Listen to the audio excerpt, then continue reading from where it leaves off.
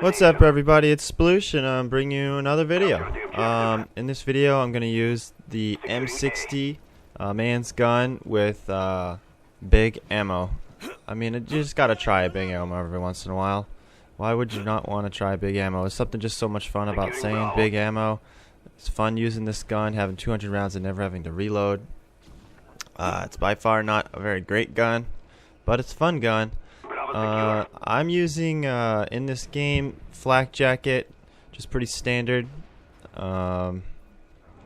Secondary is hardened, and hardened is kind of a strange pick. I actually had to unlock hardened just to make this kit and give it a shot.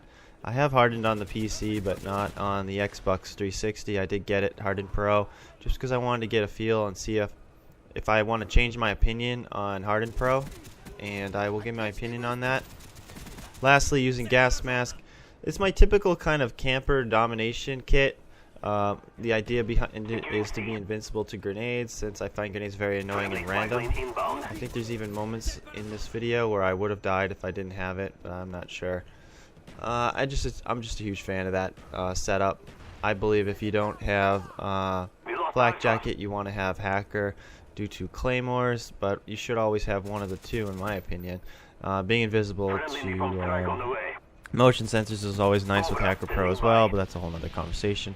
Before I jump into something I want to talk to you all about, which is my trip to London and my experiences there, I do want to talk about Hardened a little bit. I've seen people talk about Hardened as if it's like the be-all, end-all, greatest perk ever, saying it's better than Sleight of Hand, better than Steady Aim Pro, and I don't know what other stuff is over there. I pretty much always use those two.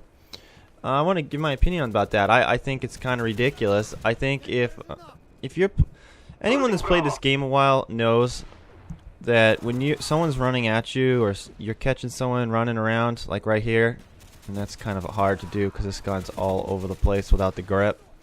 But when you catch someone, you tend to want to aim for like their kneecaps, maybe their waist. And the reasoning is because if you get hit, your crosshair will get bounced up into their face, and you'll get headshots. If you aim for anything higher, you're gonna just miss, and it happens to me all the time. But that's kind of the way this game works. Getting hardened, I don't even think it has a big impact. I think maybe you can aim up a little higher, but let's think about this for a minute, okay? You see a guy running at you, you aim for the appropriate place, you get a kill even if he hits you. If he's hiding behind something like clipping, maybe you just see his head or something, if you don't get the first shot, you're probably dead. So I don't see how hardened's going to make a difference. And guess what? Since you have hardened, you don't have steady aim or sleight of hand pro, and guess what those both do? Both of them with pro give you a faster fire. It gives you a quicker draw. Okay, so you are probably not going to get the first shot. And something I kind of regret not saying in my previous video, which I called 5-bar connection, and I'll put a link up here so you can check that out if you haven't. Basically, the video is about me being a host and the experience of that. The point that I should have made in that video is that this game is completely revolved around the idea of having the first shot. Basically, you see them, they see you, whoever hits the guy first wins. I don't see how Hardened's going to change that at all. I really don't. If somebody's hitting you and you start firing, you're probably going to lose because he start hitting you first. Now, if you're hitting him first and he hits you and your crosshair flies off the screen and his doesn't, I don't think it's going to matter as long as you're aiming appropriately, if you're aiming at the kneecaps or the waist like you should be. And if someone's clipping, you're probably going to be screwed or kill them fast. You know, I mean, it's the bottom line. I don't see how Hardened's going to save you against a clipper. You know, but just so you know, if you don't, clipping means you're blocking your body with some kind of object. Sometimes there's even objects that are bulletproof, so you can't get them.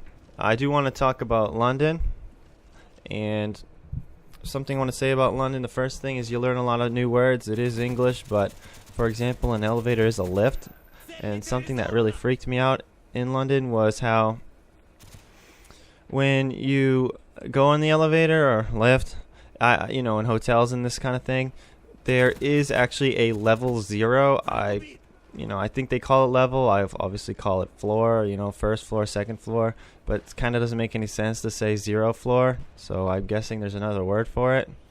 But man, that freaked me out. Every single hotel I went to the first floor and ended up on the second floor. You know what I'm saying? And it's kind of weird. I take an elevator every day at work, so it kind of messed with me a little bit. Not sure the logic behind that. I kept expecting 0 to mean basement, but guess not. Maybe someone can explain that to me. But there's the money over there in England. It's the pounds, and I think the stones. Stones are kind of like the coins, I guess, and pounds are like dollars. And man, it's expensive right now in the world. The U.S. dollar is worth absolute garbage. I don't know if you guys ever watch the news. You probably hear that all the time. But man, when you're over there, it really hits you. I mean, it's expensive. You buy this little tiny Coca-Cola, and you're probably laughing like you bought a Coca-Cola in England. Yeah, I did. They're actually different than they are in America. It has like actual sugar instead of sweetener and stuff. But I mean, it's like a miniature Coca-Cola, and I swear to you, in American dollars, I think it translates to like $6. $6 for this miniature Coca-Cola. And I even asked the dude at one point when I ordered a lemonade, it's like refills, and he's like, "This is an Applebee's," and that was interesting. But yeah, I mean, you get water, anything, it's really expensive. Meals were costing $60, $80 for 3 adults, and we weren't going very crazy. The portions are very small. But you know what? I didn't see like any fat people in Europe, so I guess it's working out for them, and I kind of respect that. I took the Eurostar, and I will have a video. Again, I'll probably pop a link in this video for that. The Eurostar is a super fast train. I believe it goes around 187 miles per hour. I might be off like 1 or 2, but it's real fast. The video's worth checking out. It's kind of cool. It's very short. My first impressions of London, I was expecting to walk around and just see Harry Potter and Ron Weasley around.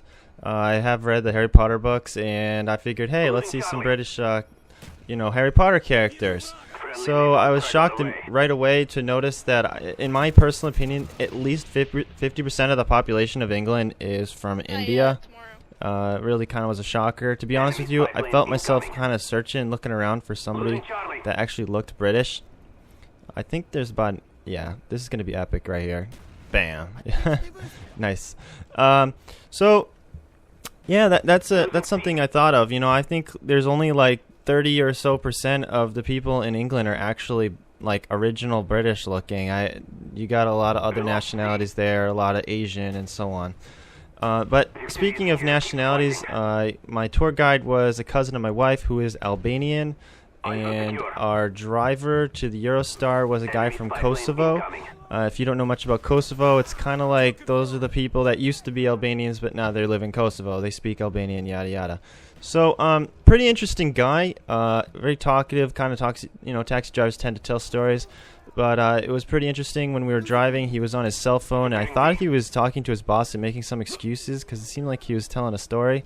But then all of a sudden, we show up at a pub. He double parks and like blocks 2 cars into the parking of the street and just walks right into this pub, brings us in. There's a table sitting there waiting for us, and we're having some beers all of a sudden, right? So, yeah, okay, we're having beers with my taxi driver. Good times are being had here. And, it's maybe a story for another day, but we do end up missing our train because my wife unfortunately read the times wrong, and that kind of sucked, cost me a fortune. I don't even want to get into it, but this video is coming to an end. Thanks for listening, and stay tuned next time. Maybe I'll talk a little bit about France. A little bit of a spoiler, but I hated every minute of France. Kind of dirty and stuff, but hey, catch you later. Peace.